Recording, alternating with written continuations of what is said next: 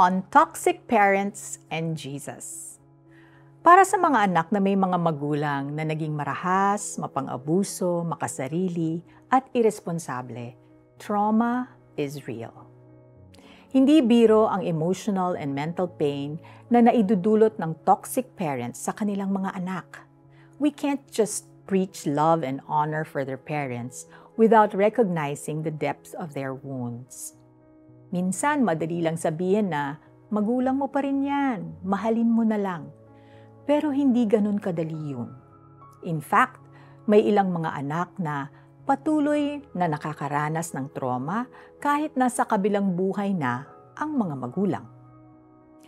Kung pag-iisipan natin, paano nga ba natin masisettle sa ating puso ang sinabi sa salita ng Diyos na honor your father and mother kung halos buong buhay natin ang naapektuhan in a bad way dahil sa kanila?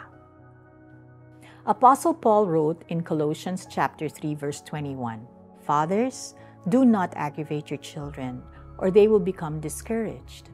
Sa verse na ito, malinaw na pinapaalala sa mga magulang na huwag i-push ang mga anak na sumama ang loob.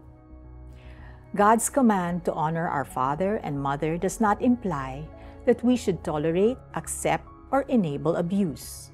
At syempre, hindi rin naman kalooban ni Lord na forever na lang tayong stuck sa trauma, resentment, and unforgiveness. Author Christopher R. Smith once shared, "You are not honoring them if you make yourself available to them to continue acting in a way so contrary to God's intentions."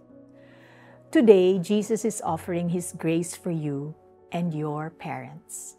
Nakita niya ang mga paghihirap mo at nauunawaan niyang sinubukan mong i-honor ang iyong magulang.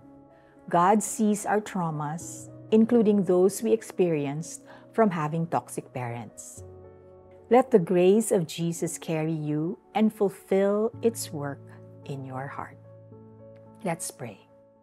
Lord Jesus, I need your grace. Reclaim my life and help me to break the cycle of abuse and toxicity in me.